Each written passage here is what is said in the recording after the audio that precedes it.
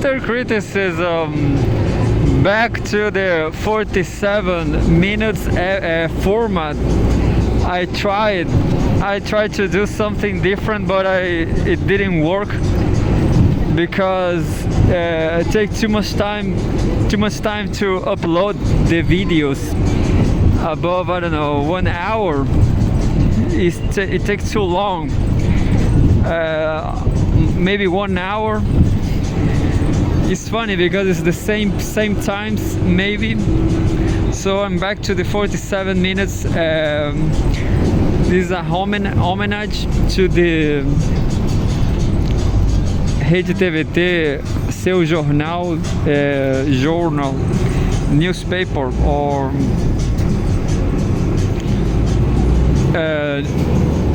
news show, news program on TV, on YouTube actually. I guess they are on TV too.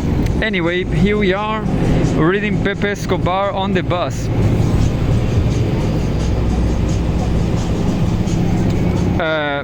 Pepe Escobar, the 3 key messages from St. Petersburg to the global majority. This from yesterday.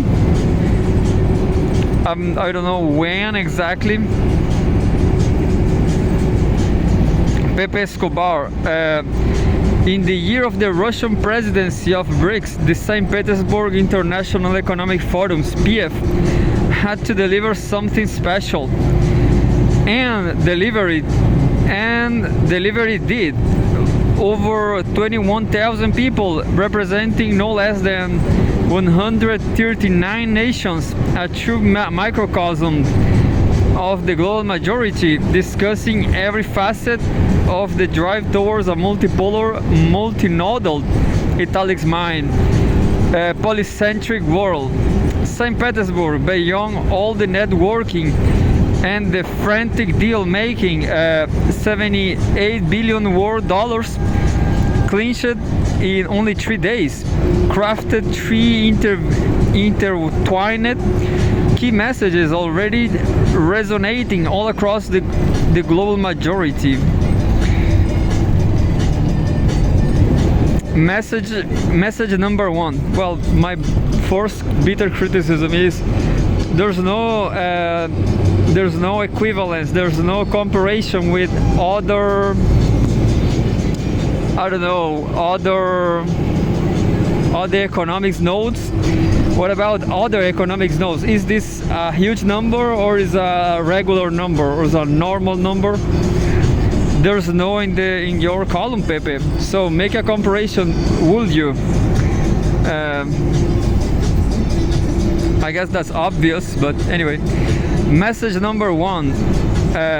President Putin, European Russian and true son of this dazzling, dynamic, historic marvel by the Niva, delivered an extremely detailed 1-hour speech on the Russian economy at the forum's plenary session. The key takeaway, as the collective West launched a total economic war against Russia, the civilization state turned it around and positioned itself as the world's 4th largest economy, but by purchasing power parity (PPP).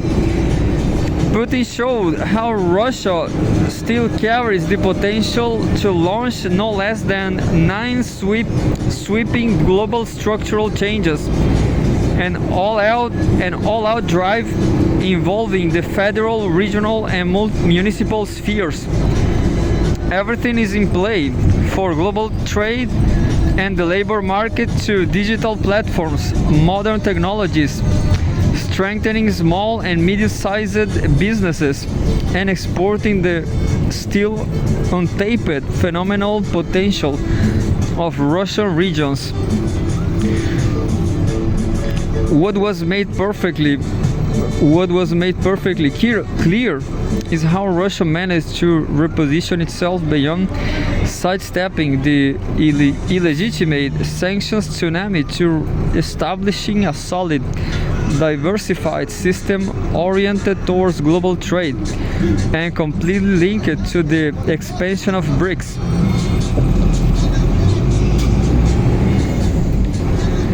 Russia-friendly states already account for 3/4 of Moscow's trade turnover.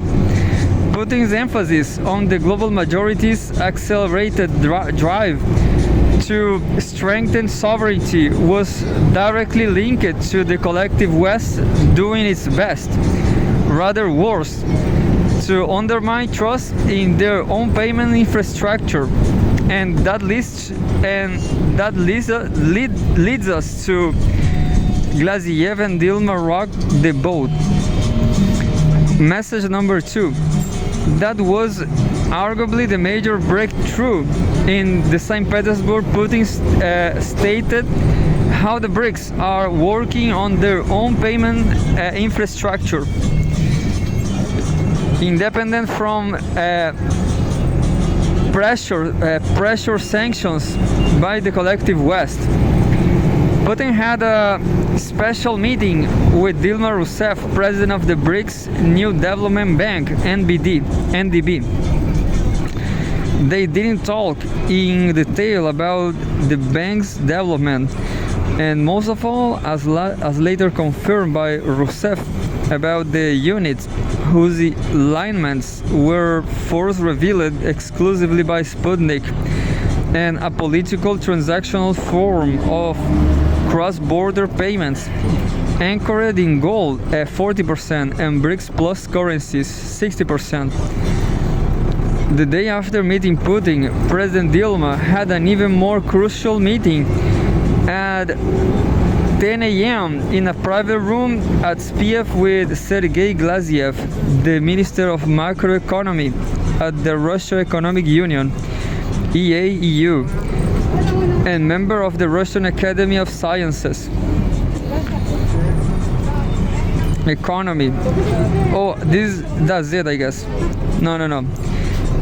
This is another news. Digitalization bombshell. The coming of BRICS Plus, decentralized monetary ecosystem. But back to the news. Glaziev, who had previously provided full academic backing to the unit concept, explained all the details to President Dilma. They were both extremely pleased with the meeting. Beaming, Rousseff revealed that she had already discussed the unit with Putin. It was agreed there will be a special conference at the NDB in Shanghai on the unit in September. This means the new payment system has every chance to be at the table during the BRICS summit in October in Kazan, and be adopted by the current BRICS 10 and the near future expanded BRICS Plus. Now to message number 3.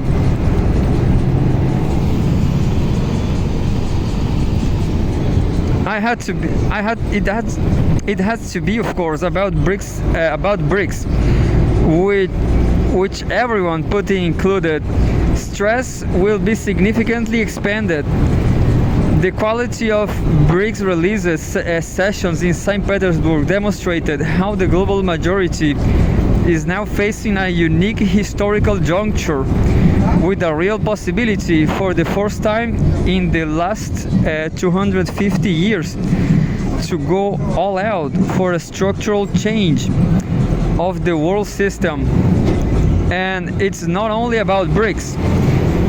It was confirmed in St. Petersburg that no less than 59 nations and counting plan to join not only BRICS but also the Shanghai Cooperation Organization (SCO) and the Eurasia Economic Union (EAEU). No wonder these multilateral organizations now finally have established themselves on the forefront of the drive towards the multimodal italics mind. And to quote Putin in his address, harmonic multipolar world.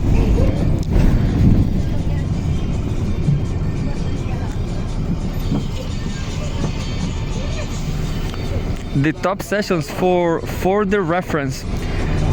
All of the above could be followed live during the frantic 2.5 days of forum sessions. This is a sample of what were arguably the most engaging. The broadcast should be very, very helpful as references going forward, all the way to the BRICS summit. All the way to the BRICS summits in October and beyond. On the Northern Sea Route, NCR and Arctic expansion, best motto of the session. We need icebreakers. The essential discussion to understand how the current global trade supply chains are not reliable anymore, and how the NSR is faster, cheaper, and reliable.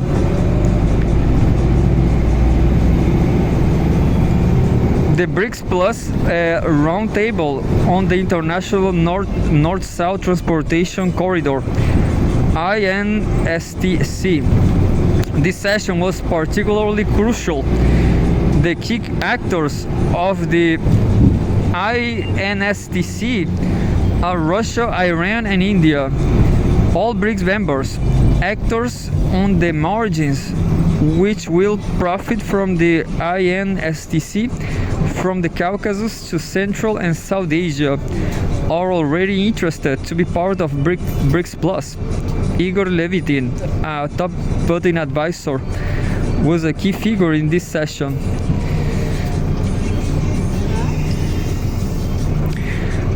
The Great Eurasia Partnership, GEP. This was an essential discussion on what is eminently a civilizational project. In contrast with the collective West exclusionary approach, the discussion shows how GEP interlinks with SCO, EAEU, and ASEAN, and stresses the inevitable complementarity of transport, logistics, energy, and payment structure all across Eurasia. Glaziev, Deputy Prime Minister, Alexei Overshuk, and former Austrian Foreign Minister Karin Kneisel, always ultra sharp, are key participants. Extra astonishing bonus: Abdul Umari, acting Minister of Labor in Taliban Afghanistan, interacting with his Eurasia partners on the philosophy of multipolarity. Conceptually, this session interacts with the GEP session. It offers the perspective of a concise intercivilizational dialogue under the framework of BRICS Plus. Alexander Dugin, the irrepressible Maria Sakharova, and Professor Zhang Weiwei of Fudan University are among the participants. On polycentricity, that involves all global majority institutions: BRICS, SCO, EAU, CIS, CSTO, CICA, African Union, the Renewed Non-Alignment Movement, NAM, Glaziev, Maria Sakharova, Senator Pushkov, and Alexei Maslov, Director of the Institute of Asian and African Studies at Moscow State University, discuss how to build a polycentric system of international relations.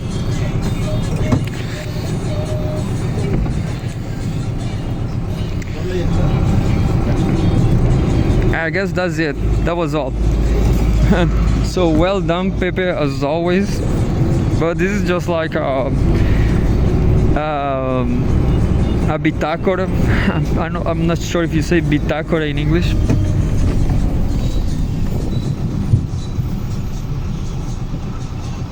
Maybe no, maybe it's continuing. I'm sorry. As Project Ukraine faces doom, finally it is inevitable to contrast the hopeful, auspicious mood at SPF that the collective West hysterics as Project Ukraine faces doom. Putin made it quite clear: Russia will prevail no matter what. The collective West may rekindle the Istanbul solution, as Putin noted, but modified basis upon the new reality in the battlefield. Putin also deftly diffused all the prefabricated, nonsensical nuclear paranoia infesting Atlanticist cycles. Still, what don't be enough on the packet corridors at SPF and in informal meetings, there was total awareness about the hegemons. Desperation fueled harmongering masked as defense. There were no illusions that the current dementia posing as foreign policy is betting on a genocide not only for the sake of the aircraft carriers in West Asia, but mostly to cow the global majority into submission.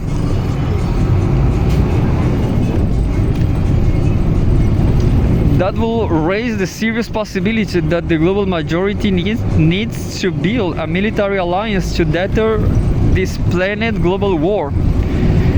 Russia, China, of course, plus Iran and credible Arab deterrence, with Yemen showing the way. All of that may become a must.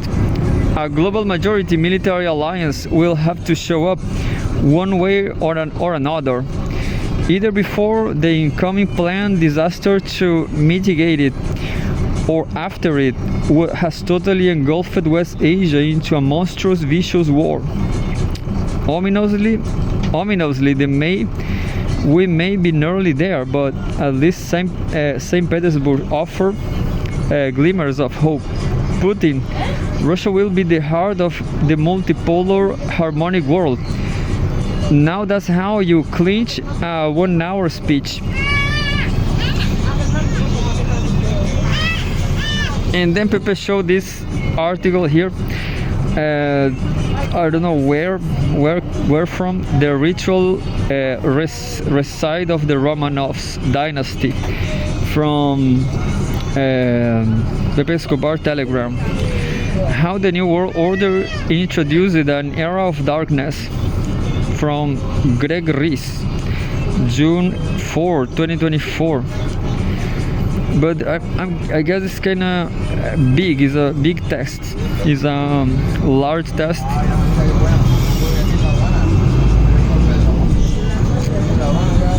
I don't have the time to read it all, I guess. Started in the 1400s, the Russian monarchy was based on the second letter to the Thessalonians, where Paul speaks of a restrainer who holds back evil as long there was a Christian Tsar on earth. The dark powers of the Antichrist will not come to power. Symphonia in the orthodox relationship between the church and state, where the state protects the church and the church protects the state from falling into sin and heresy. In 1613, after the Russian Civil War, known as the Time of Troubles, the Russian elected Michael Romanov, 16 years of age, as Tsar of Russia, and the Romanov family ruled from 1613 until 1917. During this period, Russia prospered. They became more focused on Christianity and promoted it worldwide through missionary work. While Christianity was the main religion, there were Jews, Muslims, and pagans who were free to practice their own religion. The only religion that was made illegal was the Talmudic worshipping Jews. because the Talmudic traditions were seen as anti-Christian and in complete opposition to their spiritual goals.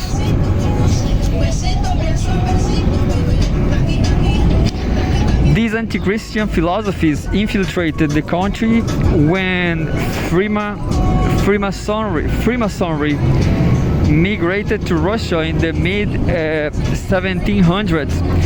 The Freemasons thought that the traditional Christian values upheld by the dynasty were outdated and were keeping Russia from competing with the West.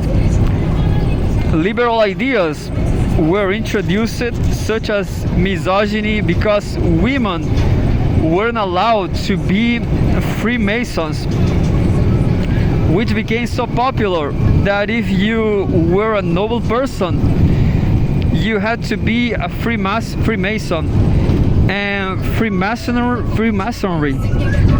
thought that all religions can be one, and therefore the Russian Orthodoxy Symphonia must be abolished. The Tsar stood strongly against this, and so the idea of revolution was introduced. During the industrialization of the 1800s, factories became more to Masonic revolutionary ideas, and in 1917 the revolution began, and the royal family was taken prisoner.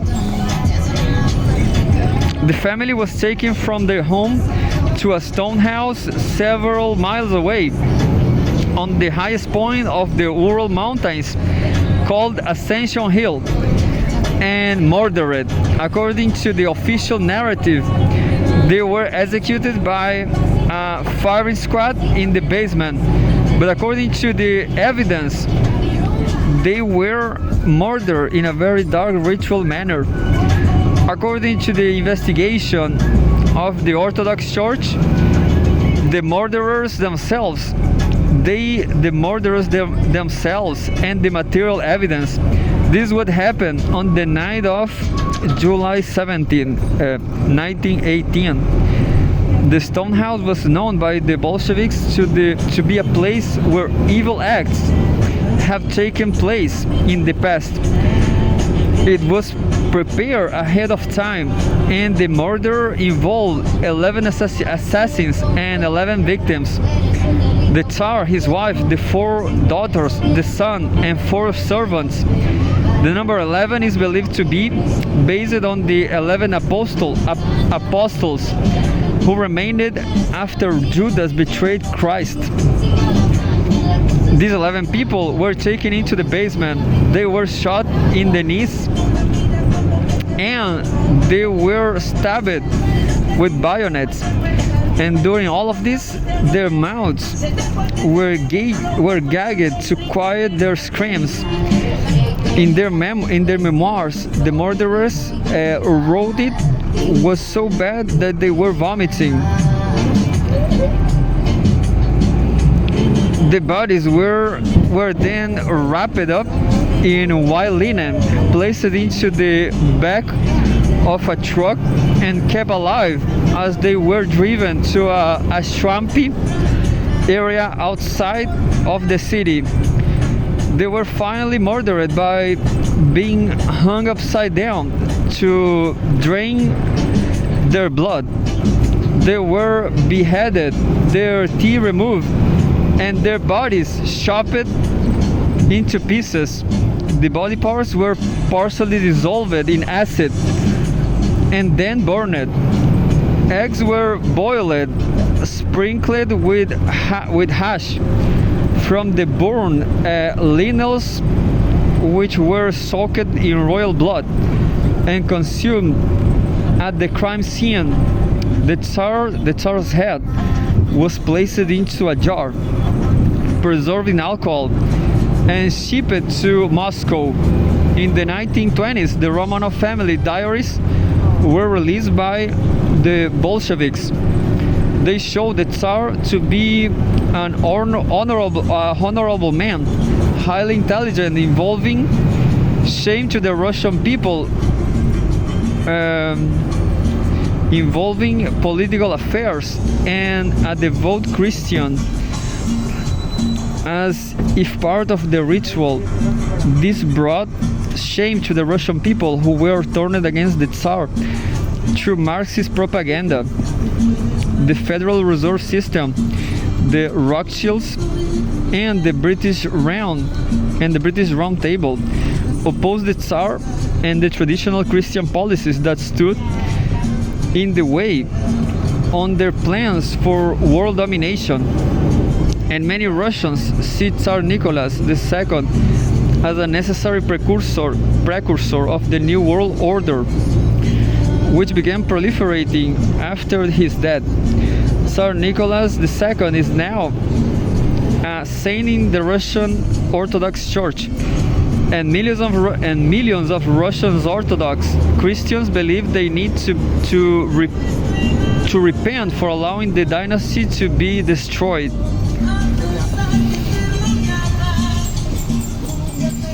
So I don't know what Pepe is saying with this article. I'm not sure about, well, I guess violence like this is changing through the centuries. I guess as the centuries go by, always being televised. I mean, anyone can see a lot of violence in